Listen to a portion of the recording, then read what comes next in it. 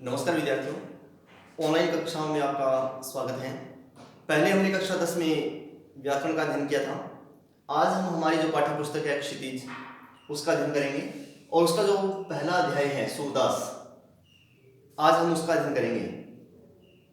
सूरदास जी जो हैं, उनका जन्म दिल्ली के निकट सिही नामक गांव में हुआ था और कुछ लोग जो है रुकता आगरा घाट, जो आगरा के गौ घाट हैं,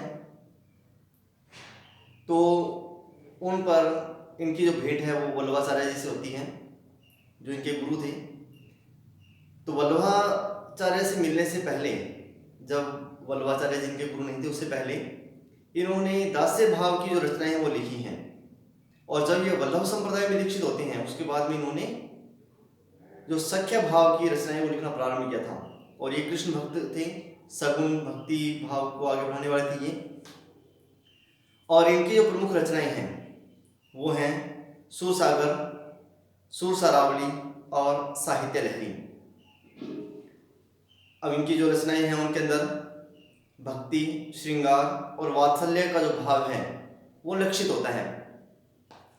तो इनमें जो इनकी जो प्रसिद्ध जो कृति मानी जाती है, जिस रचना ने इनको अक्षय कीर्ति प्रदान की है, वो है सुरसागर। तो उसी से इनको जो है अक्षय कीर्ति प्राप्त हुई है।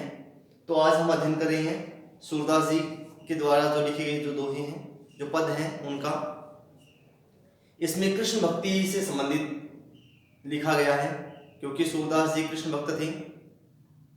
ऐसा प्रसंग आता है कि एक बार ये चलते हुए गहरे कुएं में गिर जाते हैं और कृष्ण का ही नाम लेते हैं, और कृष्ण जी इनको साक्षात दर्शन देते हैं। तब कृष्ण जो है इनको दर्शन देने के बाद में इनकी जो आंखें हैं वो प्रदान करते हैं इनको। लेकिन ये कृष्ण से कहते हैं, भगवान से कहते हैं कि मैंने आप इन आंखों से आपके दर्शन किए हैं, तो मैं इस संसार को नहीं देखना चाहता। तो इनकी जो नेत्र हैं, जो चक्षु हैं, वो बंद हुए, लेकिन जो प्रज्ञा चक्षु हैं, जो ज्ञान के नेत्र हैं, वो खुल जाते हैं। तो इस प्रकार से सूरदास जी ने जन्म भर कृष्ण भक्ति ही की है, कृष्ण से संबंधित रचनाएं ही लिखी हैं। तो आज हम उनकी रचनाओं का अध्ययन कर रहे हैं। तो पहला जो है इसमें जो पद है वो है बूझत श्याम कौन तू गोरी, कहाँ रहती काकी है बेटी, देखी नहीं कबू ब्रज गोरी। अब इसमें ये जो बाल विलास से लिया गया है, बचपन का जो वर्णन है इसमें किया गया है। जब कृष्ण छोटे हैं और राधिका जी छोटी हैं और वे अपने मथुरा में खेल रहे हैं, व्रज में खेल रहे हैं। लेकिन उस समय राधिका जी जो है व्रज में आती हैं अपनी सखियों के साथ में, तो कृष्ण जी भी अपने मित्रों के साथ में वहां से जा रहे हैं। तो आमने सामने जब इनका टकराव होता है, अर्थात जब ये एक दूसरे को देखते हैं, तो उस समय उनके मन में विचार आता है, कृष्ण जी के मन में विचार आता है कि कौन है। तो उनसे जानकारी लेते हैं, पूछते हैं। तो इनकी जो बातचीत है उनका वर्णन इसमें किया गया है। तो ये बाल विलास से संबंधित है। बाल विलास में से लिया गया है कि बूझत श्याम कौन तू गोरी, कहाँ रहती काकी है बेटी, देखी नहीं कबू ब्रज गोरी। कि बूझत श्याम, श्याम मतलब कृष्ण, कि कृष्ण जो है पूछते हैं, बूझना मतलब पूछना, कि कृष्ण जो पूछते हैं कौन तू गोरी, की हे गोरी तुम कौन हो, हे बालिका तुम कौन हो, कहाँ रहती काकी है बेटी, कि तुम कहाँ रहती हो, किसकी पुत्री हो, देखी नहीं कबू ब्रज खोरी, तुम्हें मैंने कभी पहले ब्रज की गलियों में, खोरी का मतलब गलियों में, कि पहले मैंने तुम्हें ब्रज की गलियों में नहीं देखा है, तुम किसकी पुत्री हो, कहाँ रहती हो, और पहले मैंने तुम्हें कभी नहीं देखा है। तो ये प्रश्न था कृष्ण जी द्वारा पूछा गया राधिका जी से।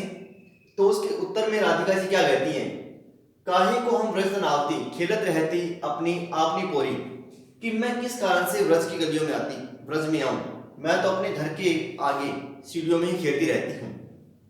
सुनत रहती श्रवणानी नंद डोटा, करत फिरत माखन नदी चोरी, कि सुनत रहती श्रवणानी नंद डोटा, कि मैं अपने कानों से सुनती रहती हूँ, बार बार सुनती हूँ कि नंद का जो पुत्र है, डोटा मतलब पुत्र, कि नंद का जो पुत्र है वह दही और मक्खन की चोरी करता हुआ घूमता रहता है, चोरी करता है। तो ऐसा जो उत्तर है वो सुनकर कृष्ण जी जो है अचंभित हो जाते हैं, सकपका जाते हैं। एकदम ठहर से जाते हैं, कह सकते हैं अपनी एक प्रकार का जो भय है उनके चेहरे पे दिखाई देता है, जो अचंभा है वो दिखाई देता है। तो बात को टालते हुए वो कहते हैं, बातों में उलझाते हुए कहते हैं, तुम्हारो कहाँ चोरी हम लेहें, खेलन चलो संग मिली जोरी, कि हम तुम्हारा क्या चुरा लेंगे, ना ही तो तुम्हारे पास में दही है ना ही मक्खन है, तो मैं तुम्हारा क्या चुरा लूंगा। तुम्हारो कहाँ चोरी हम लेहें, कि मैं तुम्हारा क्या चुरा लूंगा, खेलन चलो संग मिली जोरी, कि तुम मेरे साथ जोड़ी बनाकर खेलने के लिए चलो। अब ये बातचीत उनमें हो रही है। तो सूरदास प्रभु रसिक शिरोमणि बात नहीं भूरी राधिका भूरी। अब सूरदास जी कहते हैं कि प्रभु जो है अर्थात कृष्ण जो है वो रसिक शिरोमणि, रसिकों में रस प्राप्त करने वालों में शिरोमणि है। बात नहीं भूरी राधिका भूरी, और वे भोली राधिका, भोली का मतलब भोली, भोली राधिका जी को अपनी बातों में भुला लेते हैं और अपने साथ खेलने के लिए मना लेते हैं। तो ये था बाल विलास से लिया गया प्रसंग है इनका। तो इसमें कृष्ण और राधिका जी का जो प्रथम मिलन है, उस समय की जो आपस में बातचीत है, जो परिचय एक दूसरे से ले रहे हैं, तो उसका वर्णन इसमें किया गया है। अलंकार में अगर अपने देखें तो अनुप्रास अलंकार है। दूसरा है मधुकर श्याम हमारे चोर, मन हरि लियो तनक चितवनी में चपल नैन की कोर। अब इसमें जो कृष्ण के द्वारा ग्वालिनों का जो मन चुरा लिया जाता है और कृष्ण को वे एक चोर सिद्ध कर रही हैं, तो उसी का वर्णन इसमें किया गया है। और ये भ्रमर गीत में से लिया गया है, जब उद्धव जो है योग साधना के बारे में बताने के लिए इनको आते हैं, तो उसी में से ये लिया गया है। तो मधुकर श्याम हमारे चोर, कि मधुकर, मधुकर वैसे तो भवरे के लिए आता है, लेकिन यहाँ पर जो उद्धव हैं उनको मधुकर के रूप में संबोधित किया गया है। भ्रमर गीत के संबंध में एक प्रसंग है कि जब उद्धव और गोपियों के बीच में संवाद हो रहा था, तो उसी समय वन में एक कहीं से घूमता हुआ जो भंवरा उनके पास में आ जाता है। तो उद्धव का रंग भी काला था और भंवरे का रंग भी काला था, और भंवरे को ये लक्षित करते हुए उद्धव जी से बात कर रही हैं। तो इसी कारण से इस प्रसंग का नाम भ्रमर गीत रखा गया है। तो मधुकर श्याम हमारे चोर, कि हे उद्धव, श्याम जो है, कृष्ण जो है वो हमारे चोर हैं। अब उनको चोर सिद्ध कर रही हैं, तो चोर को सिद्ध करने के लिए अलग अलग से जो प्रमाण भी वो दे रही हैं। कैसे दे रही हैं देखिए, मन हरि लियो तनक चितवनी में चपल नैन की कोर, कि मन हरि लियो तनक चितवनी में, चितवनी मतलब कटाक्ष से, नेत्र भर देखने मात्र से ही उन्होंने हमारे मन को हर लिया है, चुरा लिया है, चपल नैन की कोर। जैसे उन्होंने अपनी चंचल नेत्रों से हमें देखा है, तो उन चंचल नेत्रों के द्वारा उन्होंने हमारे मन को हर लिया है, चुरा लिया है। पकड़े होते हृदय और अंतर प्रेम प्रीति के जोर, लेकिन हमने हमारे हृदय के अंदर उनको कैसे पकड़ रखा है, उसका वर्णन इसमें किया गया है कि पकड़े होते हृदय और अंतर, कि हमने हमारे हृदय के अंदर उन्हें दृढ़ता पूर्वक पकड़ रखा है। प्रेम प्रीति के जोर, हमने अपने प्रेम और प्रीति के जोर पर इनको अपने हृदय के अंदर पकड़ रखा है। अपने प्रेम और प्रीति के माध्यम से उनको जकड़ा हुआ है, समाया हुआ है हमारे मन के अंदर। गए चढ़ाई तोड़ी सब बंधन, दे गए हंसनिया कोर, कि वे सारे बंधनों को तोड़कर चले गए हैं, दे गए हंसनिया कोर, और वे हंसी जो है, हंसी हंसी में ही हमें छोड़कर वो चले गए हैं।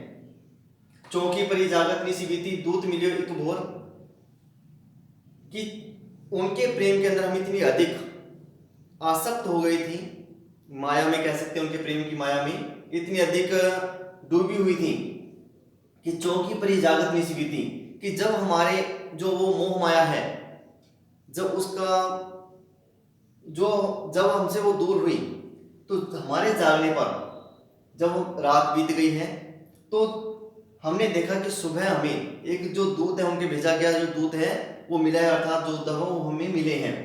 सूरदास प्रभु सर्वस्व लूट्यो नागर नवल किशोर। अब सूरदास जी कह रहे हैं कि प्रभु सर्वस्व लूट्यो, प्रभु अर्थात कृष्ण ने हमारा सब कुछ लूट लिया है, वे तो हर प्रकार से हमारे मन को चुरा के ले गए हैं।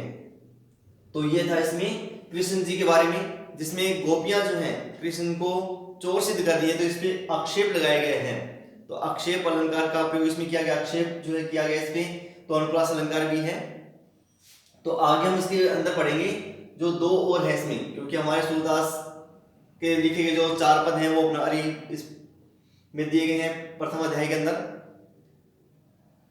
आगे हम इसका अध्ययन करेंगे 2 और का। धन्यवाद।